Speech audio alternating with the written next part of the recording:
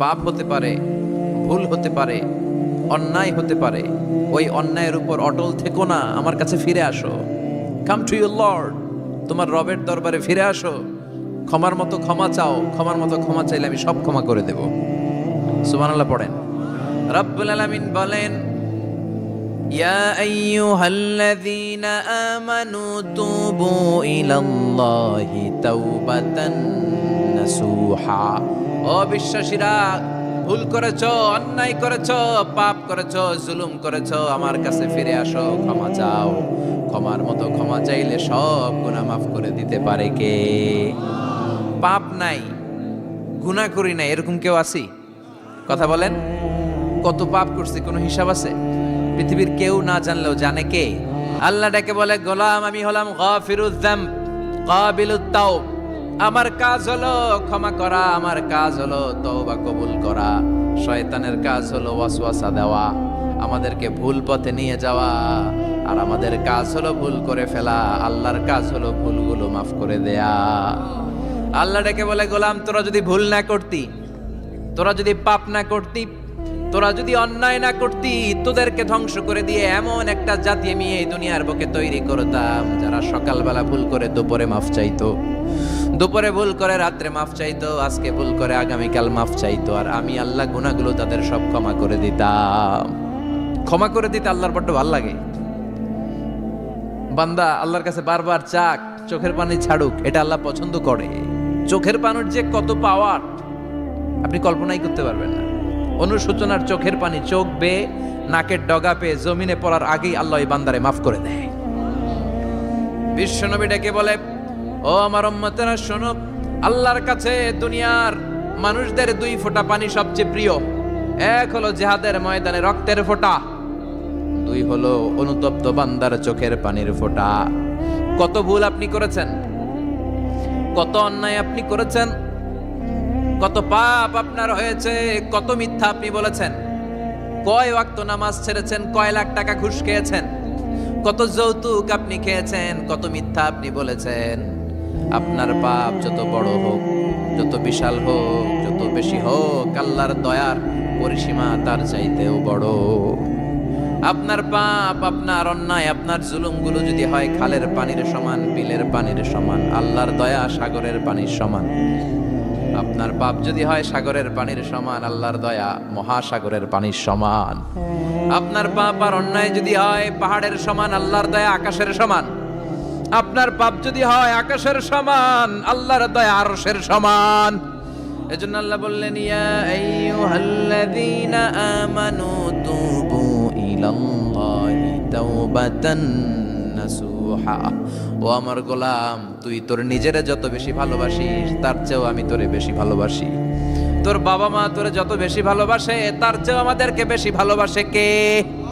আল্লাহ বললেন, ভালোবাসারে তৈরি করার পরে আমি 100 টুকরা করলাম। চিল্লায় বলেন, কয় টুকরা? 99 টুকরা ভালোবাসা আমি আল্লাহ নিজের মধ্যে রেখে দিলাম। 1 টুকরা ভালোবাসা গোটা বিশ্বের সবার মধ্যে আমি ভাগ করে দিলাম। 1 টুকরা ভালোবাসা পেয়ে আমাদের অবস্থা দেখছেন? আল্লাহ যদি 1 টুকরা না দিয়ে আমাকে 30 টুকরা দিত, কথা কন। 1 টুকরা না দিয়ে 80 টুকরা দিলে কি হইতো? কথা কয় না, কথা কন। রাসূল আমার ভালোবাসা, রাসূল আমার আলো আশা, রাসূল আমার প্রেম বিরহের মূল আলোচনা, রাসূল আমার কাজে কর্মের অনুপ্রেরণা। ঠিক কিনা? আমার নবীর জন্য আমার ভালোবাসা আছে না নাই? আমার রবের জন্য আমার ভালোবাসা আছে না নাই? আমার মা বাবার জন্য ভালোবাসা আছে না নাই?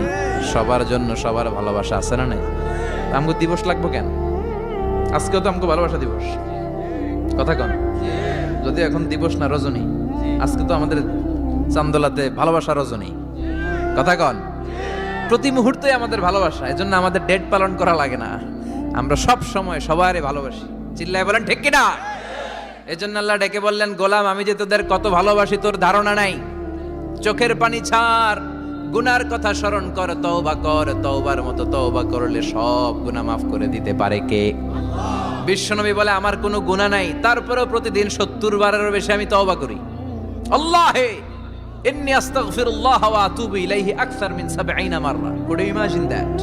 কল্পনা করছেন কোনদিন যে নবীর গুনাহ নাই, ওই নবী তওবা পড়ে প্রতিদিন 70 বার, আকসার 70 বারেরও বেশি।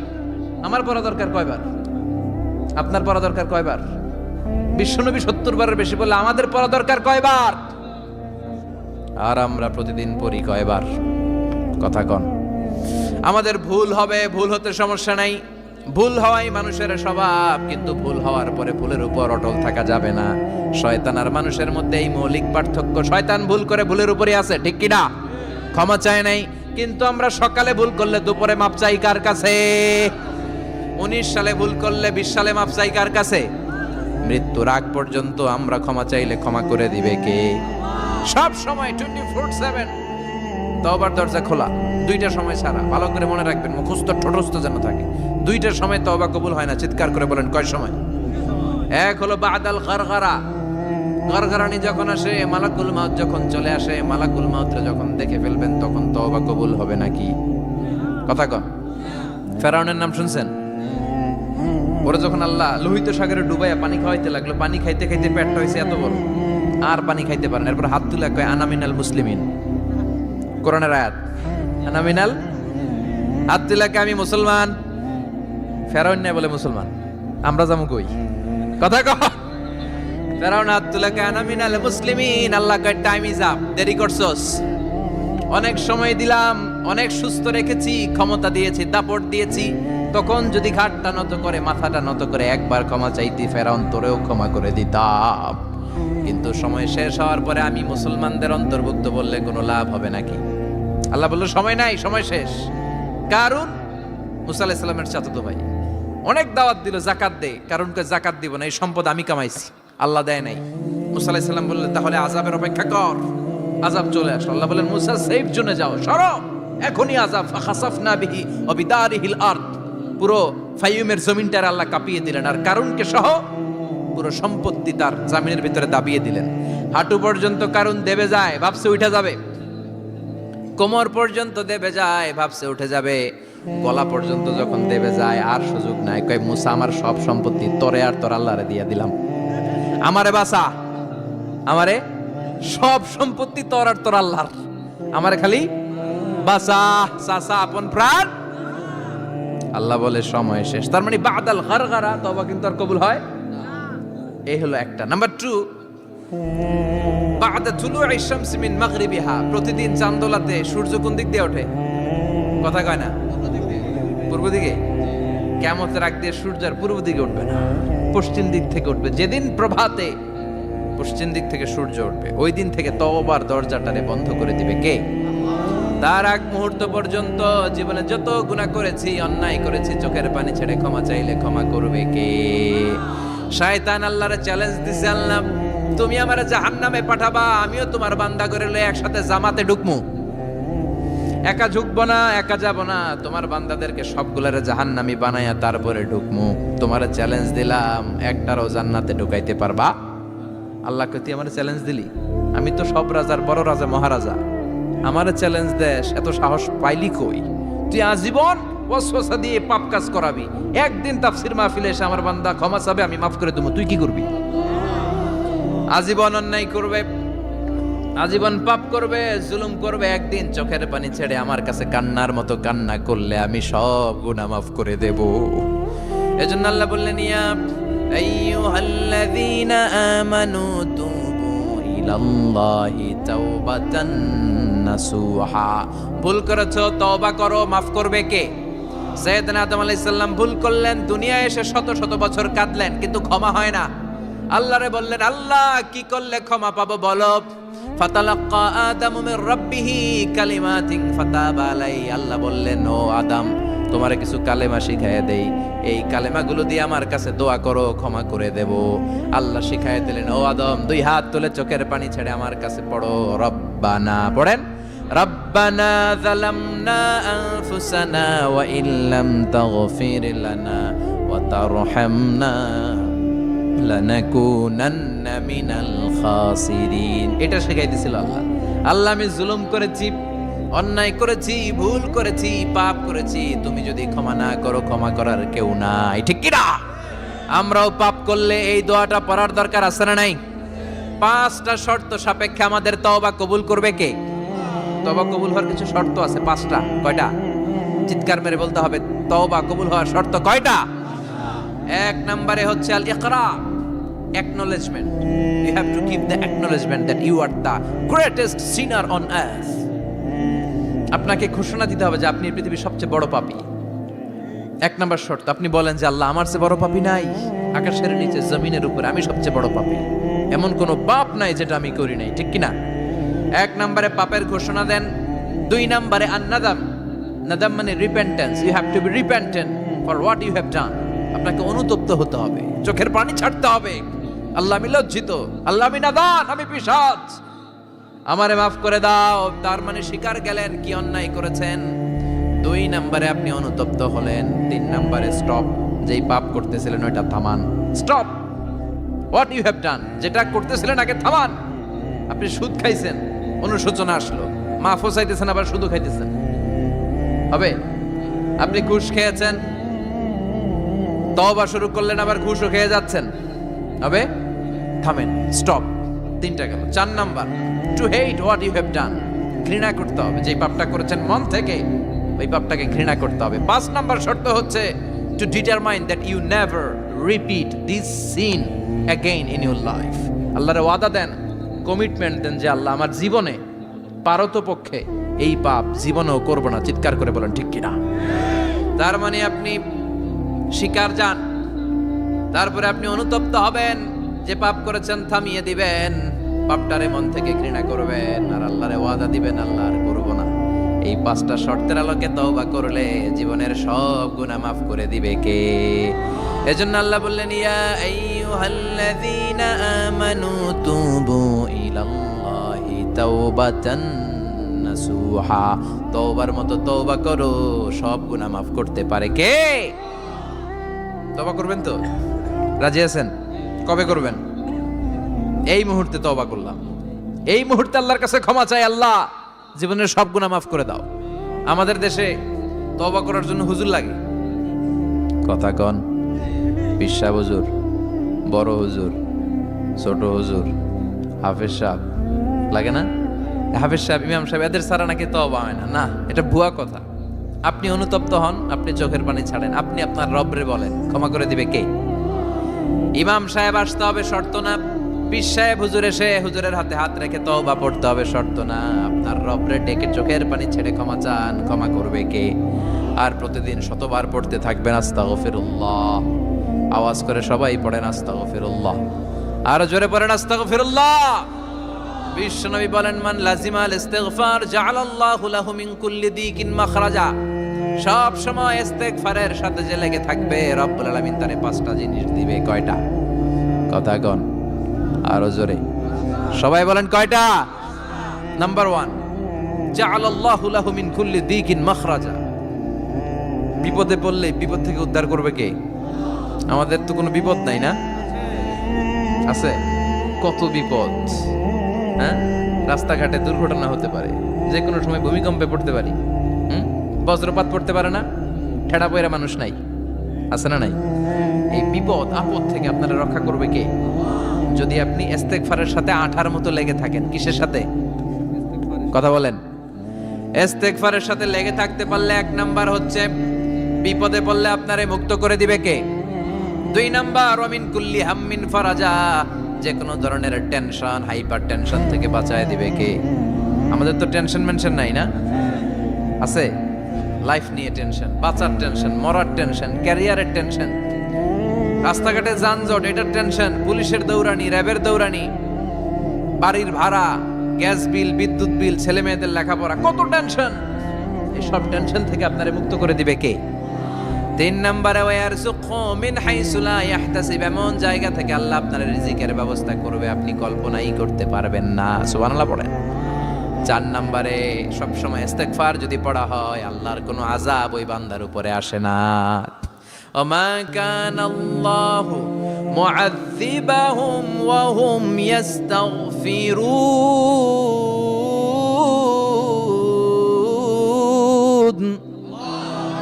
যতক্ষণ আমার বান্দা আমার কাছে ইস্তেগফার পড়তে থাকে আমার কোনো আযাব বান্দারে পাবে না। যতক্ষণ ইস্তেগফার পড়বেন আল্লাহর কোনো আযাব আপনার উপর আসবে না। 4টা গেল। 5 নাম্বার, বারবার ইস্তেগফার পড়লে রফিক ভাই আল্লাহ আপনারে মুস্তাজাবুদ দাওয়া বানিয়ে দোয়া করা মাত্র কবুল করে নেবে কে? মুস্তাজাবুদ দাওয়া বুঝেন তো? মানে যিনি হাত তুলতে দেরি কবুল হতে দেরি হয় না। বারবার বারবার ইস্তেগফার পড়ে দেখেন যে আপনার দোয়া কেমনে কবুল হয়। এজন্য আসল ঘর হচ্ছে কবরের ঘর। কিন্তু আমরা এই মরিচিকার পেছনে ছুটে বেড়াই। ধোকা, এটা একটা ধোকা। সবাই ব্যস্ত, সুপার বিজি, খুব ব্যস্ত। কি জন্য তুমি ব্যস্ত জানে না? মরিচিকা, কাসারাত, মরিচিকা, ধোকা, লালসা। বল তু'থিরুনাল হায়াতাদ দুনিয়া ওয়াল আখিরাতু খায়রু ওয়া আবকা। তোমরা দুনিয়ার জীবনকে প্রাধান্য দাও, কিন্তু আখিরাত হচ্ছে শ্রেষ্ঠ এবং স্থায়ী। কথাটা কার? এজন্য প্রতিযোগিতা যদি করতে হয় আখিরাত কামানোর প্রতিযোগিতা করব, ঠিক কি না? কিন্তু আমরা করি ক্ষমতা অর্জনের প্রতিযোগিতা, ক্ষমতার দাপট দেখানোর প্রতিযোগিতা, ক্ষমতার লড়াইয়ে টিকে থাকার প্রতিযোগিতা। সব আমার আমার, এই আমার আমার কথাটা খুব খারাপ। এখন থেকে আমার না বলে আমাদের বলবেন। কি বলবেন? আমাদের। তাহলে অহংকার একটু কমবে। মানুষের অহংকার থাকা উচিত না। হাল আতা আলাল ইনসানি হিনুম মিনাদ দাহর লাম ইয়াকুন শাইআম মাযকুরা। মানুষ কি তার সৃষ্টির দিকে একটু নজর করে তাকায় না? সে কি ছিল? সৃষ্টির শুরুতে সে উল্লেখ করার মতো কিছুই ছিল না। এই যে আমরা যখন ছোট্ট ছিলাম, বয়স যখন আমার 3, 2, তখন আমি কি কি করছিলাম মনে আছে? স্মৃতির পাতা হাতড়াতে হাতড়াতে পেছনে যেতে যেতে কত বছর বয়স পর্যন্ত আপনি ঘটনা বা স্মৃতি মনে রাখতে পেরেছেন বলেন? আমি মিজানুর রহমান আজহারি সর্বোচ্চ 3 বছরের, আমার বয়স যখন 3 ততটুকু খেয়াল আছে। এরপরে আমি আর খেয়াল নাই কি হয়েছিল আমার 2 বছর বয়সে। আমার বয়স যখন 6 মাস, I don't know anything about it. কিচ্ছু জানি না। মায়ের পেটের ভেতরে 9 মাস নাকি ছিলাম শুনছি, কিন্তু কি হয়েছে আমি জানি না। আপনি যদি আপনার স্মৃতির পাতা হাতড়াতে হাতড়াতে পেছনে যান, কতটুকু মনে আছে আপনার? কত বছর বয়সে? হ্যাঁ, কয় বছর? 4 বা 5। এর আগের কথা আমরা জানি না। কিন্তু মায়ের পেটের ভেতরে আমার লালন পালন করলো কে? কত ক্ষুদ্র আমি, কত তুচ্ছ আমি, কত নগণ্য আমি। এক ফোঁটা নাপাক পানি থেকে আল্লাহ আমার তৈরি করলো। Sperm drop, blood clot, little flesh, কিচ্ছু ছিলাম না। জোকের মতো, ব্যাঙের বাচ্চার মতো ছোট্ট মায়ের জরায়ুর দেয়ালে লেপ্টে ছিল। সেখান থেকে আস্তে আস্তে আমারে বড় করলো কে? আমার ভেতরে রুহের ফুৎকার দিল কে? 2টা জিনিস আল্লাহ সেট করে দিল। রুহের ফুৎকার দিল আর 2 কাঁধে 2 ফেরেশতা দিল, ঠিক কিনা? আবার যখন চলে যাব রুহও উড়াল দিবে, ফেরেশতারাও চলে যাবে। 2 কাঁধে ছিল যে তোমারে 2 জনা পাহারা, তোমারে একলা থইয়া পলাইছে তাহারা। তোমার 8 কুঠুরি 9 দরজা বন্ধ, এবার হলো রে হলো মুখে আল্লাহ রসুল সবে বলো। দুয়ারে আইসাছে পালকি নায়রি গাও তোলো রে তোলো, মুখে আল্লাহ রসুল সবে বলো, ঠিক কিনা? সময় যখন শেষ উড়াল দেবে রুহটা। 2 কাঁধের ফেরেশতা আপনারা রেখে চলে যাবে। তাহলে গর্ব করার মতো, অহংকার করার মতো এই দুনিয়ায় আমার কিছু আছে? ওয়াখুলিকাল ইনসানু দাঈফা। কেন এই মেসেজগুলো আমরা মনে রাখি না? আমরা তো দুর্বল। আমরা কি সবাই বলেন?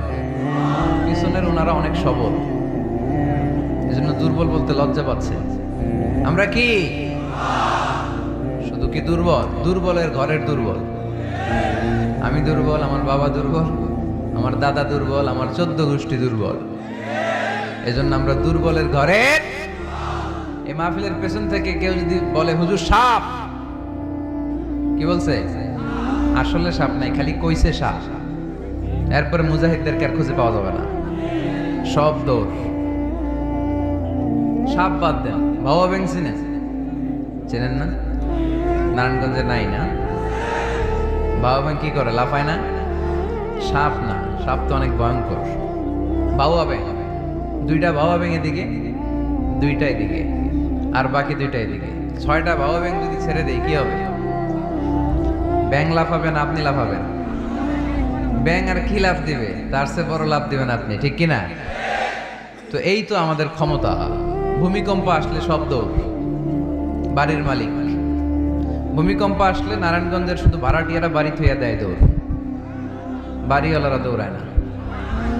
হ্যাঁ, বাড়ির মালিক তো উনিও দৌড়ায়, ভাড়াটিয়াও দৌড়, বাড়িওয়ালাও দৌড়, সরকারও দৌড়, জনগণও দৌড়। চিল্লায় বলো ঠিক কিনা? খুলিকাল ইনসানু দাঈফা, দুর্বল আমরা, দুর্বলের ঘরের দুর্বল। এজন্য আমরা যেন অহংকার প্রদর্শন না করি। অহংকার আল্লাহর চাদর, আল্লাহর চাদর ধরে যেন আমরা না টানি। আমরা যেন বিনয়ী হই, মুতাওয়াদি। কানা রাসূলুল্লাহ সাল্লাল্লাহু আলাইহি ওয়াসাল্লাম মুতাওয়াদিআন জিদ্দান, অত্যন্ত বিনয়ী ছিলেন আল্লাহ রাসূল সাল্লাল্লাহু আলাইহি ওয়াসাল্লাম। কখনো অহংকার দেখাতেন না, কখনো অহংকার প্রদর্শন করতেন না। অহংকার করা হচ্ছে শয়তানের খাসলাত, ঠিক কিনা? খালাকতানি মিন নার ওয়া খালাকতাহু মিন তিন। সে লজিক খাটাইছে আল্লাহর সাথে। আল্লাহর সাথে লজিক খাটানো যাবে? আল্লাহ বললেন সেজদা দাও, আদমকে সেজদা দাও, সব ফেরেশতারা সেজদা দিল। শয়তান যুক্তি খাটালো, খালাকতানি মিন নার, আল্লাহ তুমি আমাকে তৈরি করেছো আগুন থেকে, ওয়া খালাকতাহু মিন তিন, আদমকে তৈরি করেছো মাটি থেকে। মাটির বৈশিষ্ট্য রেখে দিলে নিচে টপাস করে পড়ে, আর আগুন জ্বালিয়ে দিলে উপরে দাউ দাউ করে উপরে উঠে যায়। তো যেটা ঊর্ধ্বগামী এটা নিম্নগামীকে কখনো সেজদা করতে পারে না। এই লজিক খাটাই আসে শেষ, ওর দুনিয়াও শেষ, আখিরাতও শেষ।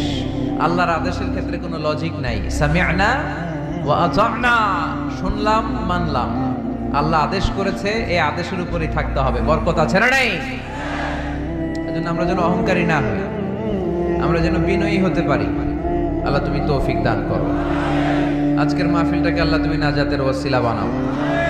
আমার যে যুবক ভাইরা আজকের এই প্রোগ্রামে স্বতঃস্ফূর্ত অংশগ্রহণ করার মধ্য দিয়ে ইসলামের পক্ষে এই গণজোয়ারকে তৈরি করেছে, এই গণজোয়ারকে তুমি ইসলামের জন্য কবুল করো। আমার প্রাণপ্রিয় যুবক ভাইদেরকে তুমি সৈয়দনা ওমর ফারুক রাদিয়াল্লাহু তাআলা আনহুর মতো ইসলামের বীর সেনানী হিসেবে কবুল করো। পর্দার অন্তরালে আমার মা বোনদেরকে আল্লাহ তুমি খাদিজাতুল কুবরা তাহেরা রাদিয়াল্লাহু তাআলা আনহার মতো কবুল করো। পুলিশ ভাইরা আজকে অনেক কষ্ট করেছে। আপনাদের এই থানার সম্মানিত ওসি সাহেব, উনি ওনার প্রোটোকল দিয়ে আমাদেরকে এখানে নিয়ে এসেছে।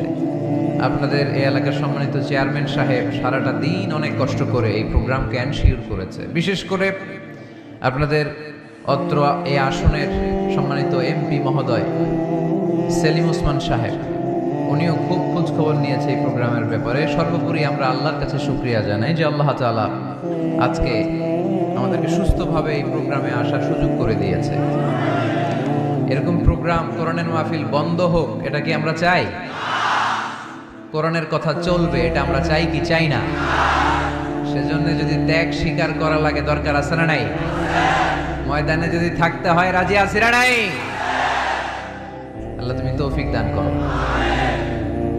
মুসাপুর পশ্চিমপাড়া জামে মসজিদ, মুসাপুর কি গ্রামের নাম? যুব সংগঠন ও এলাকাবাসীর যৌথ উদ্যোগে, মাশাআল্লাহ, যুবক এলাকাবাসী ভাই ভাই, অন্যদের কোনো খাওয়া নাই, ঠিক কিনা? এরকম আন্তরিক সংঘ গড়ে তুলতে হবে এলাকায়। যুবকরা হচ্ছে আগামীর বাংলাদেশ, তোমাকেই খুঁজছে বাংলাদেশ। তোমার দেহে এখন অনেক শক্তি, উচ্ছ্বাস, এটাকে ইসলামের পক্ষে কাজে লাগাতে হবে। এটা আজে বাজে কাজে, মাদকের পেছনে দৌড়াদৌড়ি করে, অপরাজনীতির পেছনে দৌড়াদৌড়ি করে, মারামারি এগুলোর পেছনে দৌড়াদৌড়ি করে, সন্ত্রাস, জঙ্গিবাদ, টেন্ডারবাজি, চাঁদাবাজি এগুলোর পেছনে দৌড়াদৌড়ি করে সময় নষ্ট করা যাবে? এদিকে কি দেখা যায় না?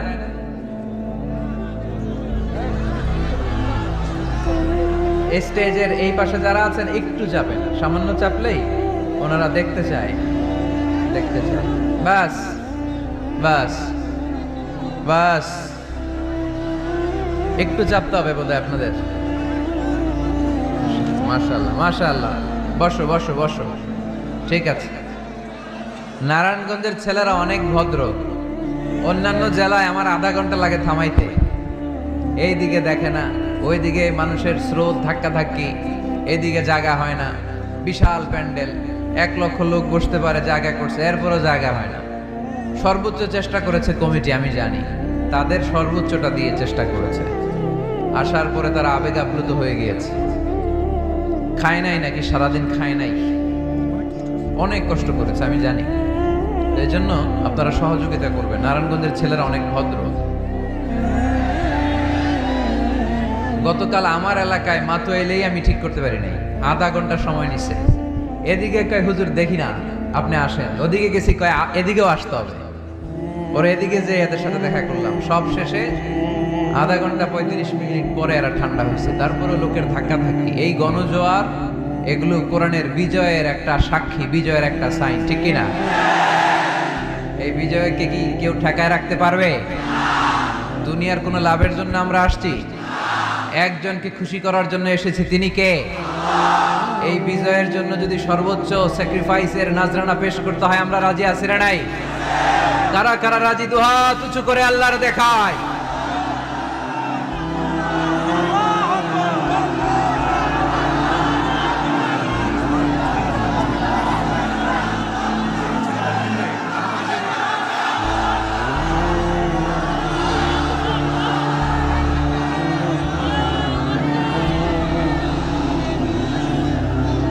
আল্লাহ তুমি কবুল করো।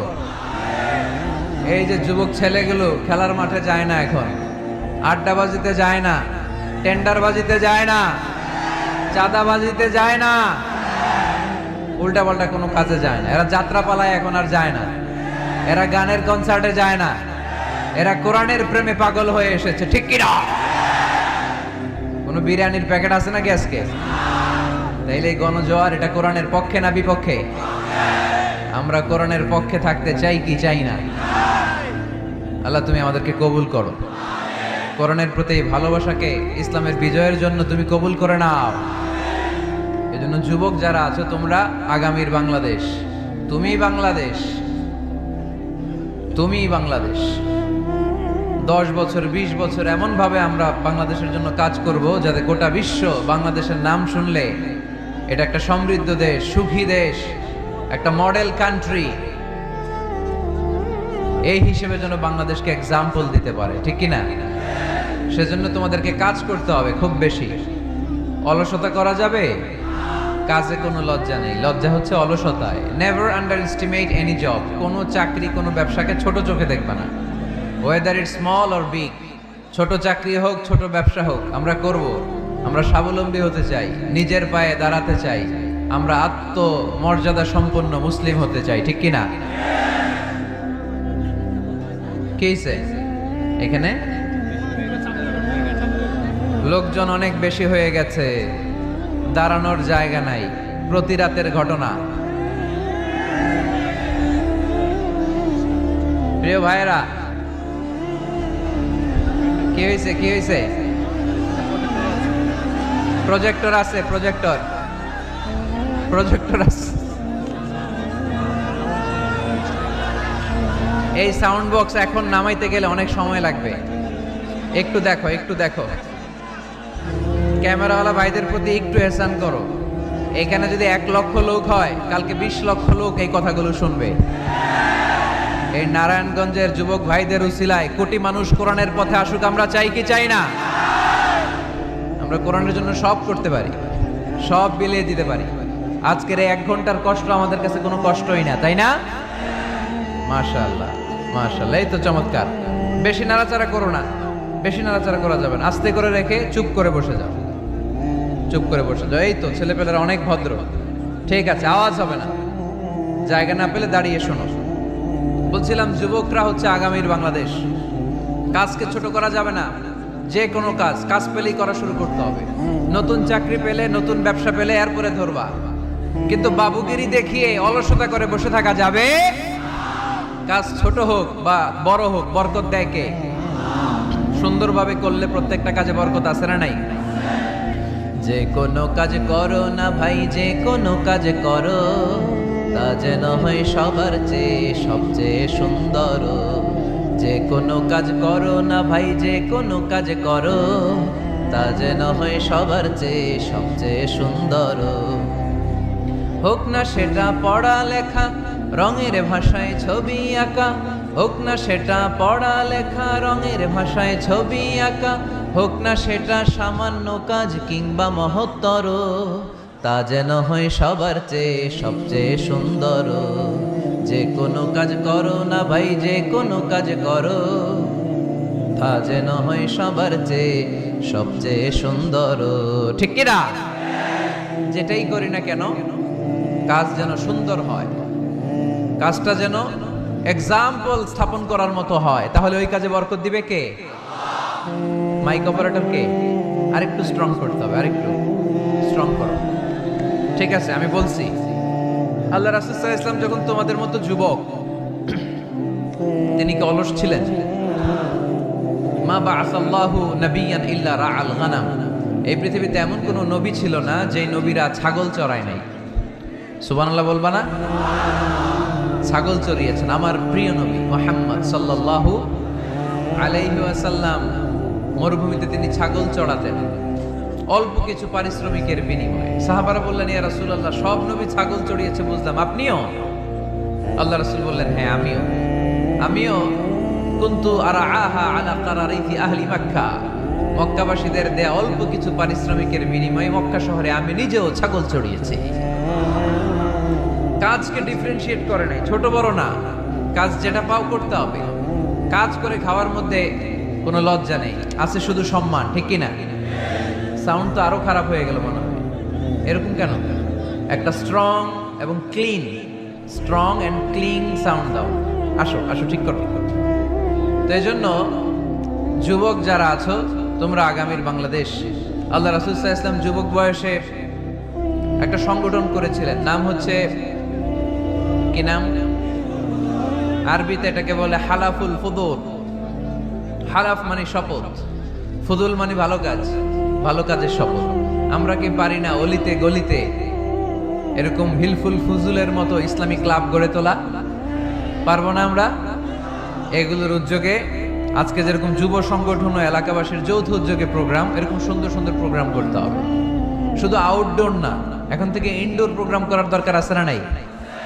আমাদের দেশে কমিউনিটি সেন্টারে শুধু বিয়ে আর সুন্নতে খাতনা, গোটা বিশ্বে কমিউনিটি সেন্টারগুলোতে কমিউনিটি বড় বড় প্রোগ্রাম করার জন্য তারা অ্যারেঞ্জ করে। কমিউনিটি সেন্টারগুলোতে সেখানে ইনডোর প্রোগ্রাম করতে হবে। প্রতি মাসে ভালো ভালো স্কলারদেরকে এনে, ইনফ্লুয়েন্সিয়াল স্পিকারদেরকে এনে যুবকদেরকে মোটিভেট রাখার দরকার আছে না নাই? কারণ যুবকরাই আগামীর বাংলাদেশ। আল্লাহ রাসূল সাল্লাল্লাহু আলাইহি ওয়াসাল্লাম প্রতিজ্ঞা করালেন যে এই হিলফুল ফুজুলের শপথ হচ্ছে, মক্কায় চাঁদাবাজি টেন্ডারবাজি চলবে না, দুর্বলের উপর সবলের কোনো অত্যাচার চলবে না। তো এরকম হিলফুল ফুজুল থাকার দরকার আছে না নাই? আল্লাহ এই যুব সংগঠনকে তুমি কবুল করো, এলাকাবাসীকেও তুমি কবুল করো। মিনার বাড়ি বন্দর, নারায়ণগঞ্জ, মুসাপুর রাস্তার পাশে 2 দিন ব্যাপী তাফসীরুল কোরআনের প্রোগ্রামের আজকে দ্বিতীয় রজনী। প্রথম দিন কথা বলেছিলেন হযরত মাওলানা সাদিকুর রহমান আল আজহারী। আল আজহার ইউনিভার্সিটিতে আমরা একসাথে পড়াশোনা করেছি। আমার ছোট ভাই সুন্দর কথা বলে, কোরআন থেকে বলে। আল্লাহ তাআলা সাদিকুর রহমান আল আজহারীর জ্ঞানকে তুমি আরো বাড়িয়ে দাও। আজকের রজনীতে আমাকে রেখেছেন আপনার আলোচক। আমার আগে কথা বলেছে very energetic, hard working, enthusiastic যুবকদের আইকন শায়েখ সিফাত হাসান। সে আমারেও মাঝে মাঝে বসায় ওয়াজ করে, সুন্দর সুন্দর কথা শোনায় সে আমাকে, আমিও মন্ত্রমুগ্ধ হয়ে শুনি। যুবকরা যেখানেই আছে ওখানে এনার্জি আছে না নাই?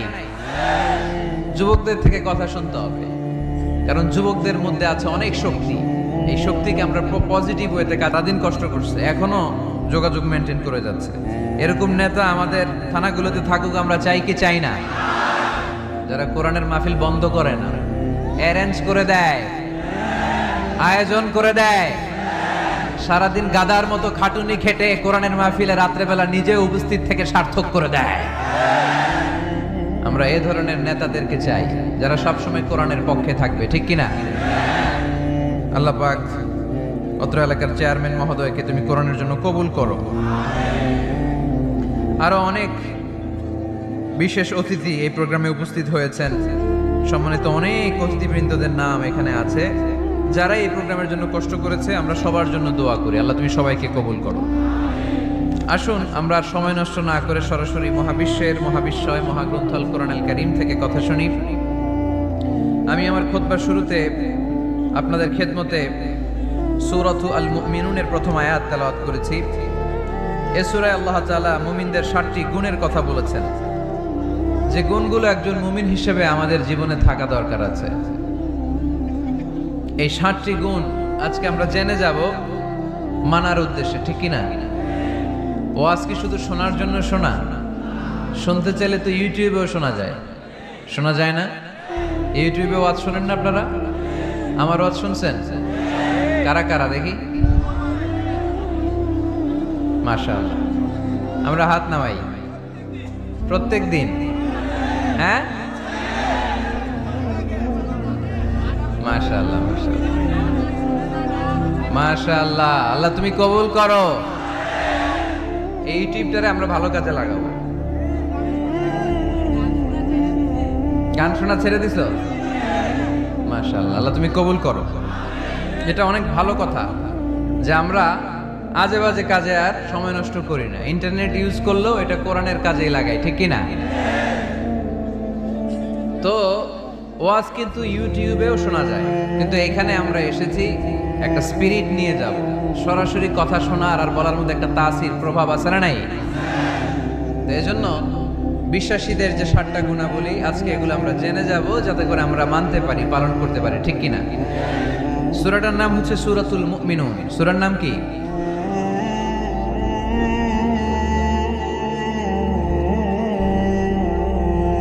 সূরাতুল মুমিনুন। বিশ্বাসীদের নামে সূরা, তাই না? আবার দেখেন কাফিরদের নামেও কোরআনে সূরা আছে না নাই? কি নাম? সূরাতুল কাফিরুন আছে না? কুল ইয়া আইয়ুহাল লা আ'বুদু মা।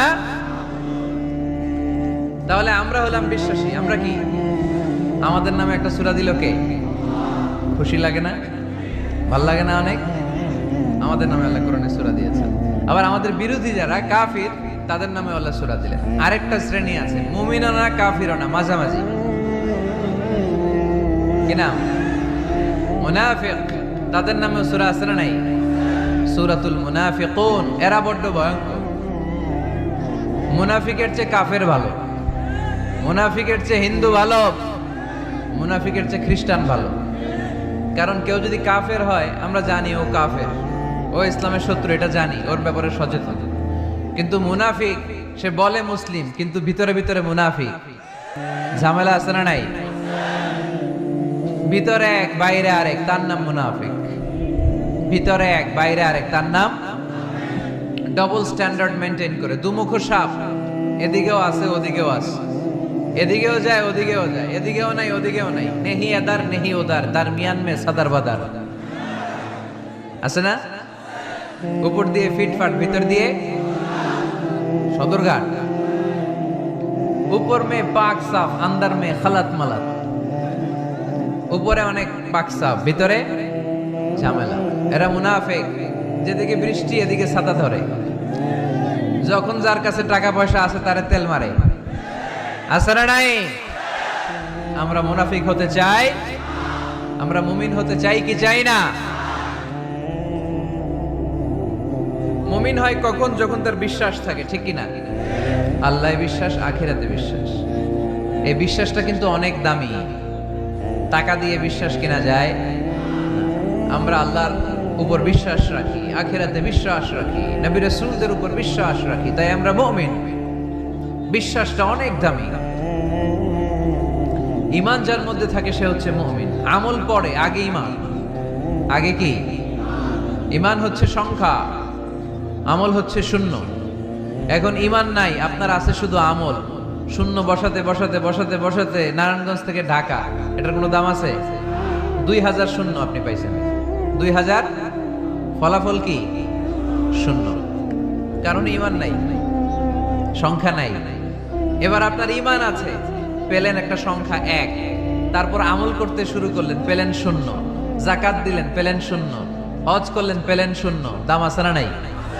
একের পরে শূন্য দিলে দাম আছে না? তাহলে আগে লাগবে কি? ঈমান। ঈমান মানে বিশ্বাস। বিশ্বাসটা খুব দামি। এই বিশ্বাস যেন নষ্ট না হয়, বিশ্বাসে যেন আঘাত না আসে। বিশ্বাসটা কত দামি জিনিস দেখেন। বন্ধু বন্ধুর মধ্যে যদি বিশ্বাস না থাকে, বন্ধুত্ব টেকে? কথা বলেন। স্বামী যদি স্ত্রীরে বিশ্বাস না করে, সম্পর্ক টিকে? কথা বলেন। বিশ্বাস অনেক দামি জিনিস। দেখবেন বাবা যখন তার ছোট্ট মেয়েটাকে কোলে তুলে উপরে এরকম ছুঁড়ে মারে, ছোট্ট মেয়েটা খিলখিল করে হাসে। যদি নিচে পড়ে যায় ভর্তা হয়ে যাবে, তারপরেও হাসে, কারণ মেয়েটার বাবার উপর বিশ্বাস আছে, বাবা আমারে ফেলে দিবে না, বাবা ঠিকই আমাকে কোলে তুলে নেবে, ঠিক কিনা? মেয়েটার বাবার প্রতি অগাধ বিশ্বাস। ঢাকা থেকে একজন গ্রিন লাইনের বাসে উঠছে, টিকিট কাটছে কক্সবাজারে। গ্রিন লাইনের বাসের নাম শুনছেন তো না? কক্সবাজার যাবে। ব্যাগ ট্যাগ নিয়ে বাসে উঠেই দেখবেন অনেক হাই প্রোফাইলের লোকেরা ল্যাপটপ নিয়ে, টাকা পয়সা নিয়ে বাসের উপরে ব্যাগ রেখে আরামসে ঘুম দিচ্ছে। বাইরে প্রচন্ড বৃষ্টি, তার কোনো টেনশন নাই। সে যদি টেনশন করতো তাহলে ঘুমাইতে পারতো? তাহলে তো তাকায় থাকা লাগতো এরকম, দেখি তো বাসওয়ালা কই যায়। কক্সবাজারের টিকিট কাটছি, সকালবেলা উঠে যদি দেখি কক্সবাজার না নিয়ে যশোর চলে গেছে, ভেজাল আছে না? তার মোটেও টেনশন নাই, কারণ গ্রিন লাইন কোম্পানির প্রতি এই ক্লায়েন্টের অনেক বিশ্বাস। আমি আরামসে চাদর গায়ে দিয়ে একটা ঘুম দিব, সকালে ঠিকই এই গ্রিন লাইনের বাস আমাকে কক্সবাজার নামিয়ে দিবে। চিল্লায় বলেন ঠিক কিনা? তার মানে বিশ্বাসটা অনেক জরুরি। বিশ্বাসে মিলাই বস্তু, তর্কে বহুদূর। এজন্য আমরা বিশ্বাসী হতে চাই। আমরা কি হতে চাই? আর বিশ্বাসীদের নামে এই সূরাটা ডেডিকেট করলেন কে? সূরাতুল মুমিনুন। সূরাটার নাম কি? আরো জোরে বলেন, কি নাম? সূরাতুল মুমিনুন। এই সূরাটা নাজিলের একটা ব্যাকগ্রাউন্ড আছে, শানে নুজুল, কোন সময় কোন প্রেক্ষাপটে নাজিল হলো, এটা শুনলে সূরার তাফসীর বুঝতে আমাদের সুবিধা হবে। আল্লাহ রাসূল সাল্লাল্লাহু আলাইহি ওয়াসাল্লাম সাহাবাদেরকে নিয়ে বসা, হঠাৎ করে ওমরে ফারুক মৌমাছির আওয়াজ শুনতে পেলেন, বন বন বন বন আওয়াজ। হাদিসটা এসেছে মুসনাদ ইবনে আহমদ ইবনে হাম্বলে, সুনানি তিরমিজিতে।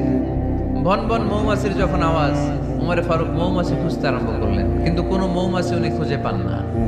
তখন উনি বুঝতে পেলেন আসলে এটা মৌমাছি না, এখনই আল্লাহ রাসূল সাল্লাল্লাহু আলাইহি ওয়াসাল্লামের উপর কোরআনের আয়াত নাজিল করতেছে কে?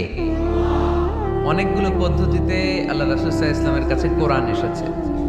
আমরা তো মাগনা মাগনা কোরআন পাইছি, সুন্দর করে এমদাদিয়া কোম্পানি ছাপাই দিছে, আব্বা কিনা বাসায় নিয়ে আসছে, এবার আমি রমজান মাসে কোরআনের খতম দেই।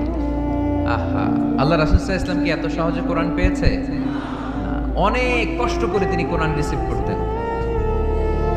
মিসলা সালসালাতিল জারাস, মাঝে মাঝে ঘন্টার ধ্বনির মতো কোরআন নাজিল হতো। প্রাইমারি স্কুল ছুটি হলে দপ্তরি ঘন্টা বাজায় না, ধাম ধাম বিকট আওয়াজ হয়। এরকম আওয়াজে যখন কোরআন নাজিল হতো, আল্লাহ রাসূল সাল্লাল্লাহু আলাইহি ওয়াসাল্লাম কোরআন রিসিভ করতে যেয়ে ঘেমে যেতেন শীতের রাতে। আজকে একটা শৈত্য প্রবাহ গেছে না, প্রচন্ড শীত।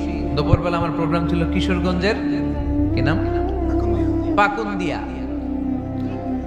প্রচন্ড শীতে লোকজন কাঁপছিল। আপনাদের তো প্যান্ডেল আছে, ওদের প্যান্ডেলও ছিল না, খোলা ময়দানে লক্ষ লক্ষ মানুষ। প্রচন্ড শীতের রাতে আম্মা জান আয়েশা রাদিয়াল্লাহু তাআলা আনহা উনি কাঁপতেন, আর এই কোরআন রিসিভ করতে যে বিষ্ণু ঈসা ইসলাম ঘামতেন। সুবহানাল্লাহ বলতে পারলেন না? এত কঠিন ছিল ওহি রিসিভ করা। ইন্না সানুলকি আলাইকা কওলান সাকিলা, নবী হে এই কোরআনের বাণীটা অনেক সাকিল, ভারী, এত ভারী। ওটের উপর বসে থাকা অবস্থায় যখন কোরআন নাজিল হতো, তখন রাসূল সাল্লাল্লাহু আলাইহি ওয়াসাল্লাম যে ওটের উপর বসে আছেন, ওটের পা গুলো জমিনে গেড়ে যেত। ঘোড়ার উপর বসে থাকা অবস্থায় কোরআন নাজিল হলে ঘোড়াটা দাঁড়ানো থেকে বসে যেত। মাঝে মাঝে সাহাবাদের গায়ে হেলান দিয়ে পায়ের মধ্যে মাথা রেখে রাসূল সাল্লাল্লাহু আলাইহি ওয়াসাল্লাম শুয়ে থাকতেন। এক সাহাবীর পায়ে মাথা রেখে আল্লাহ রাসূল সাল্লাল্লাহু আলাইহি ওয়াসাল্লাম শুয়ে আছেন, তিনি টেরই পাচ্ছেন না। হঠাৎ করে কোরআনের আয়াত নাজিল হতে লাগলো। সাহাবী বললেন, হঠাৎ করে আমি টের পেলাম বিশ্বনবীর মাথাটা অনেক ভারী হয়ে গেল। আমার মনে হচ্ছে যে রাসূল সাল্লাল্লাহু আলাইহি ওয়াসাল্লামের মাথার ভারে আমার পায়ের হাড়টি ফেটে খান খান হয়ে যাবে। সুবহানাল্লাহ বলেন। তো এই কঠিন কোরআন যখন রাসূল সাল্লাল্লাহু আলাইহি ওয়াসাল্লাম রিসিভ করতেন, তিনি ঘেমে যেতেন। আবার মাঝে মাঝে সাইয়েদনা জিবরাইল আলাইহিস সালাম সরাসরি ওনার সূরাতে আসতেন কোরআন নিয়ে। হেরা পর্বতে আর সিদরাতুল মুনতাহায়, এই দুই জায়গায় আল্লাহ রাসূল সাল্লাল্লাহু আলাইহি ওয়াসাল্লাম সাইয়েদনা জিবরাইল আলাইহিস সালামের মূল আকৃতিতে ওনাকে দেখতে পেয়েছিলেন। মাঝে মাঝে স্বপ্ন যুগে আসতো এই ওহী। পর্দার আড়াল থেকে মেরাজের রাতে তিনি পেয়েছেন ওহী। মাঝে মাঝে ইউলকা ফি কুলুবি রাসূলিল্লাহ, আল্লাহ রাসূল সাল্লাল্লাহু আলাইহি ওয়াসাল্লামের অন্তরে ওহী ঢেলে দেয়া হতো। আর মাঝে মাঝে মিসলা সাউতিন নাহাল, মৌমাছির ভনভন ভনভন আওয়াজের মতো কোরআন নাজিল করতো কে? ভনভন আওয়াজ দেখে ওমরে ফারুক বুঝলেন এটা আসলে মৌমাছি না, কোরআনের আয়াত। কোরআনের আয়াত নাজিল শেষ, আল্লাহ রাসূল সাল্লাল্লাহু আলাইহি ওয়াসাল্লাম চেহারা ঘুরিয়ে সাহাবীদের দিকে মুখ করে বসলেন আর বললেন, এইমাত্র সূরাতুল মুমিনুনের শুরুর দিককার আয়াতগুলো আমার কাছে নাজিল হয়েছে। এখানে আল্লাহ তাআলা মুমিনের 7টি গুণের কথা বলেছে। কয়টি? সবাই বলতে হবে, কয়টি গুণ? আল্লাহ রাসূল বললেন, মান আকামা হুন্না দাখালাল জান্নাহ। এই 7টা গুণ যে মানবে আল্লাহ তাআলা জান্নাতুল ফেরদাউসের মালিক বানায় দিবে। আজকে এই 7টা গুণের ব্যাপারে আমরা জেনে যাব ইনশাআল্লাহ। পড়ি আর জোরে পড়ে ইনশাআল্লাহ। আর যদি আপনাদের কষ্ট হয় ওঠা বসা করবেন না, হাত তুলে দাঁড়িয়ে যাবেন, বলবেন হুজুর কষ্ট হচ্ছে। দুই একজনের কাছ থেকে শুনলেই দোয়া করে বিদায়, সংক্ষেপ করে দেবেন ইনশাআল্লাহ। মাইকের সাউন্ডে আমি প্রাণ পাচ্ছি না। আমি বলতেছি একটু ইকো দিয়ে দেখো প্রাণ পাওয়া যায় কিনা। একটু ইকো দাও তো দেখি, বেশি দিও না, আবার একটু দাও। দুর্বল, সাউন্ড দুর্বল। প্রতি রাতে আমাদেরকে কথা বলতে হয়। সাউন্ড সিস্টেম যদি ডিজিটাল সাউন্ড সিস্টেম না হয়, দুর্বল হয়, আমাদেরকে শাউট করতে হয়। একদিনের জন্য শাউট করে আমার গলা ভাঙলে আমার জীবন ধন্য, সমস্যা নাই। কিন্তু আমার তো একদিন না। নোয়াখালীর লোকেরা কয় হুজুর আন্নে গো একদিন, আঙ্গ ব্যাগ দিন। মানে আপনাদের একদিন হলো আমাদের ব্যাগ দিন, মানে প্রতিদিন। কি হয়েছে? সাপ কই? বসো বসো। তাহলে মুমিনের কয় গুণ? গলায় আওয়াজ নাই। কয়টা গুণ? শেষ পর্যন্ত এরকম আওয়াজ লাগবে আমার। আওয়াজ তোলা যাবে? মাশাআল্লাহ। 7টা গুণ আজকে আমরা শুনবো। আল্লাহ শুরু করছেন, قد أفلح المؤمنون الذين هم في صلاتهم خاشعون। সফল হয়েছে তারা, ঈমান এনেছে যারা। কার কথা? সফলতার মানদণ্ড আল্লাহ দিয়েছেন ঈমান। আপনি যদি টাকাওয়ালা হন আপনি সফল না, যদি ঈমান না থাকে, ঠিক কিনা? আপনি যদি ক্ষমতাওয়ালা হন আপনি সফল না, যদি ঈমান না থাকে, ঠিক কিনা? আপনি অনেক বড় সেলিব্রিটি কিন্তু ঈমান নাই, আল্লাহর মানদণ্ডে আপনি সফল না, ঠিক কিনা? এজন্য আল্লাহ বলেছেন সফল হয়েছে তারা, ঈমান এনেছে। আমি বলবো সফল হয়েছে তারা, আপনারা বলবেন ঈমান এনেছে যারা। আওয়াজ তুলে বলেন সফল হয়েছে কারা? যারা ঈমানদার তারা সফল। قد أفلح المؤمنون, successful indeed are the believers. তারাই সফল যারা ঈমানদার। তবে যেন ঈমানদার নয়, তাদের 7টা বৈশিষ্ট্য থাকা চাই। কয়টা? 1 নম্বর আল্লাহ বলছেন আল্লাযীনা হুম ফি সালাতিহিম খাশিউন। তারা যখন সালাতে দাঁড়ায় দিন দুনিয়ার হুঁশ থাকে না, তারা ভীত সন্ত্রস্ত হয়ে আল্লাহর দিকে রুজু হয়ে সালাত আদায় করে। নামাজে যখন দাঁড়াবো দুনিয়ার কোনো হুঁশ জ্ঞান আমাদের থাকতে পারবে? আমাদের হুঁশ থাকবে একদিকে, তিনি কে? সালাতে কায়েম করো, সালাতে কায়েম করো, হবে সম্মানী তুমি, হবে জান্নাতি তুমি, হবে সম্মানী তুমি, হবে জান্নাতি তুমি। দিবে কাল হাসরে শীতল ছায়া আরশে আজিম, রাব্বিয়াল আলা রাব্বিয়াল আযীম। পড়েন রাব্বিয়াল আলা রাব্বিয়াল আযীম। আলহামদুলিল্লাহ। আল্লাযীনা হুম ফি সালাতিহিম খাশিউন। শুরু হয়ে গেল মুমিনদের 7টি বৈশিষ্ট্যের আলোচনা। 1 নম্বর বৈশিষ্ট্য হচ্ছে মুমিনরা যখন নামাজে দাঁড়ায় দিন দুনিয়ার হুঁশ থাকে না, তাদের চিন্তা, তাদের ধ্যান চলে যায় একদিকে, তিনি কে? সাইয়েদনা আলী রাদিয়াল্লাহু তাআলা আনহু যুদ্ধের ময়দানে মারাত্মকভাবে জখম হলেন, আহত হলেন। পায়ের ভেতরে জিহাদের ময়দানে তীর ঢুকে গেল, তীর কেউ টেনে বের করতে পারে না। এতটাই জখম হয়েছে, তীর ধরে টান মারলে তিনি চিৎকার মারে। বিশ্বনবী দেখলেন অবস্থা বেগতিক। আল্লাহর হাবিব বললেন তীর ভিতরে টানাটানি দরকার নাই, যেহেতু টান মারলে ব্যথা পায়। ছেড়ে দাও, আজান দাও বেলাল, তুমি আজান দাও, একামত দাও। এক সাহাবীরে বললেন, আমি যখন নামাজে দাঁড়াবো, আলী যখন নামাজে দাঁড়াবে, নামাজরত অবস্থায় তুমি তোমার নিজের দায়িত্বে আলীর পায়ের ভেতর থেকে তীরটা টেনে বের করে ফেলবা। আজান দেয়া হলো, একামত হলো, বিষ্ণু ঈসা ইসলাম নামাজ পড়তে শুরু করলেন। সাইয়েদনা আলী রাদিয়াল্লাহু তাআলা আনহু নামাজে দাঁড়ালেন। ওই সাহাবী দাঁড়ান নাই, বিশ্বনবীর পরামর্শ অনুযায়ী কাতারের ভেতর দিয়ে যে বিশ্বনবীর মেয়ের জামাতা সাইয়েদনা আলী রাদিয়াল্লাহু তাআলা আনহুর পা থেকে টান মেরে তীর বের করেছে। টান দিয়ে তীর খোলা হয়েছে, কিন্তু সাইয়েদনা আলী মুহূর্তের জন্য টের পান না। আগে টান মারতেছে, ব্যথা পায়, চিৎকার মারে, কিন্তু সালাতের অবস্থায় টান মেরে তীর বের করেছে, উনি টেরই পান নাই। আল্লাহু আকবার। তার মানে যখন নামাজে তিনি দাঁড়িয়েছেন, দিন দুনিয়ার হুঁশ তার ছিল না। তার হুঁশ, জ্ঞান, চিন্তা, ধ্যান সব কিছু চলে গিয়েছে একজনের দিকে, তিনি কে? এজন্য বিশ্বনবী বলতেন, আন তা'বুদাল্লাহা কাআন্নাকা তারা ফাইন লাম তাকুন তারাহু ফাইন্নাহু ইয়ারাক। এমন ভাবে নামাজ পড়বে, মনে করবে তুমি আল্লাহকে দেখে দেখে নামাজের মুসল্লায় আছো, ঠিক কি না? যখন নামাজ পড়বা ভাববা তুমি আল্লাহকে দেখছো। আর যদি এটা কষ্ট হয়, অ্যাটলিস্ট এটা ভাবো যে আল্লাহ তোমায় দেখছে। আমাদেরকে দেখে কে? আমি যে নামাজ পড়ি দেখে কে? এই চিন্তাটা মাথায় থাকার দরকার আছে না নাই? কিরে ভাই, এখানে তো ধাক্কাধাক্কি করে লাভ নাই। প্রজেক্টরগুলো কোন দিকে? প্রজেক্টর আছে ওই যে পেছনে প্রজেক্টর, ওখানে চলে যাও। এখানে দেখার জন্য যদি ধাক্কাধাক্কি করো বিশৃঙ্খলা হবে। সাউন্ড নাই। এই মাইকটা কি কাজ করে না তোমার? তো সাউন্ড পায় না কেন? আচ্ছা, সাউন্ড কম বলে যদি চিল্লাও তাহলে তো আমার কথা আরো শোনা যাবে না। ও দেখতেছে, ওকে দেখতে দাও। এত বড় গ্যাদারিং এ এইদিকে সমস্যা হবে, ওদিকে তার ছিঁড়ে যাবে, ওদিকে সাউন্ড বক্স নষ্ট হয়ে যাবে, এটা খুব স্বাভাবিক। তোমাদের সহযোগিতা লাগবে, তা না হলে তো একটু পর পর আলোচনার মাঝখানে ব্রেক দিলে আলোচনা করা যাবে না। লক্ষ লক্ষ লোকের সমাগম, এখানে কিছু সমস্যা হবেই, এগুলো মেনে নিয়েই আমাদেরকে বসে থাকতে হবে, ঠিক কিনা? মাইক অপারেটর, লাস্ট চান্স দিলাম তোমার, এটা ঠিক করো তাড়াতাড়ি। তোমার মাইকের কারণে অনেকবার ব্রেক হয়েছে আমার আলোচনা। হয়েছে, একটা ছেলে কথা বলবো না এখানে। এই ছেলে